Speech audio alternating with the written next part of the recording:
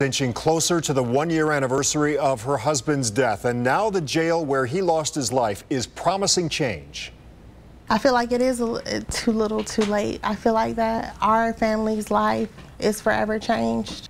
Anthony Jones died one day after getting into a fight with deputies at the Summit County Jail. Other inmate deaths prompted the county to take a closer look at the operation, and today the recommendations came out. News 5's Amanda Van Allen has this widow's reaction to the changes in store. They have a laundry list of things they want to change, including adding more staff and putting new surveillance cameras in that are worth nearly $500,000. It's Brittany Houston's birthday, but instead of spending it with her loving husband she's known since she was 16 years old. Loved me, loved his kids with all his heart, would do anything for us. She's reminiscing with her children about his life that ended too soon. It was the dream of my life. I told my dad right before he left, I said, I'm gonna get good grades. I'm gonna make you proud. Anthony Jones was an inmate at the Summit County Jail last year. According to reports, he got into a fight with the deputies there, and the next day he was dead. Nobody deserves this. Nobody deserves to die this way. You know, he died a horrific death. Monday, a commission for the Summit County Jail announced they're bringing change. They plan to increase their focus on mental health services by 243 new cameras for nearly $500,000, train deputies to deal with a diverse population and limit them to 12-hour shifts.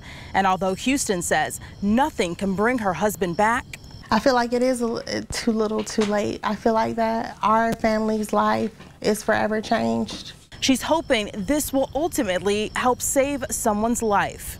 I feel like for the future, if they implement these policies and procedures and they understand how to deal with mentally ill people, I feel like it may avoid something happening to the next family. They are pursuing a federal civil lawsuit against both the jail and the officers involved. She says so far she is very confident in all of the evidence and her attorney. She also tells me Saturday is the anniversary of Jones's death. In Akron, Amanda Van Allen, News 5. Right now, police are still looking for the 3 people who smashed their way into a Westlake cash and loan store to steal the ATM. Their getaway ended up literally shaking the foundation of one man's Cleveland home. If I'd have been down here in this area, I could possibly be dead. The crooks took off from Eastlake and led police on a high-speed chase in Willowick. And once they made their way into Cleveland, the officer giving chase lost control and crashed into that home. Now you can see the damage to the foundation here. The man who lives here says the cruiser came through his fence around 4 a.m. with the front end winding up in his basement. The impact shifted the house, moved his bed, and knocked his daughter out of hers. You wouldn't even expect that they came this far in Cleveland chasing the guy. That officer did have to go to the hospital, but he is in stable condition tonight. As for the 3 crooks, they got away. I was excited to come home to start a new school, to meet new people and new teachers and everything. And then I get here and then I figure out like I'm not even going to school this week. She should have spent her day in a classroom making new friends and meeting her new teachers for the year. Instead, 10-year-old Jakiria Bell was stuck at home. The honors student who says she loves math and science was supposed to start in the Garfield Heights City School District. But the district will not let her come to class yet. Jakiria's grandmother says they just moved into their new home earlier this month. They showed the school proof of residency, but haven't been there long enough to receive any utility bills, and that's what the school needs to see. I've been in Houston, Georgia, University Heights, Garfield, Warrensville Heights since she's been in school. I've never had anyone not let her start school until I bring a piece of mail in. So today, Jakiria kicked off her 3rd week of missed classes. Her grandmother even called the gas company to try to get a bill sent sooner, but they've been in this house for such a short time, a gas bill hasn't been generated yet. She tried every other documentation she could think of. I also showed up with my signed lease. I had my guardianship papers, my power of attorney papers, her birth certificate, Social Security, shot records, school records, withdrawal papers. But all of that still wasn't enough. Until the family gets a bank statement or some kind of bill, Jakiria will continue to miss the beginning of 5th grade. The school district would only respond in a statement saying parents are required to follow district protocol. Next on News 5 at 11, a man with a history of mental illness and access to guns. Tonight, new information about the disturbed past of the Jacksonville shooter. Plus, a farewell to a hero. A week of memorials lies ahead for Senator John McCain as the controversy over the president's reaction to his death continues to make waves. To infinity and beyond. Well, actually not infinity. We're going to stop at about 93 degrees. It's going to be hot. We'll track that in and out coming up.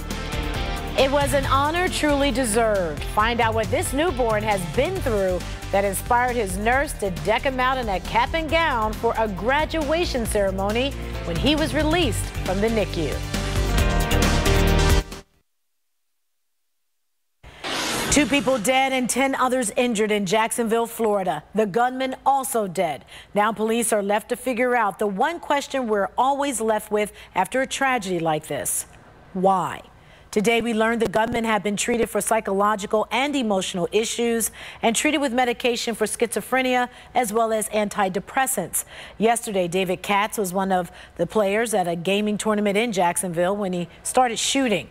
One man whose life he cut short was Elijah Clayton, who played competitively to raise money for college. He was in the middle of playing and had recently beat Katz in a match. Taylor Robertson also killed. He played to support his wife and children. Police say he had 2 handguns that he bought legally in his home state of Maryland and used one of them to target gamers. One man made it out with a gunshot to his foot. My first instinct was just to drop down to the floor and get cover, and I was in the fetal position underneath the table. I was next to some guy that also got shot. I don't remember his name exactly, but I just remember him holding each other's hands. That victim says Katz was known as a loner in the competitive yet close-knit gaming community.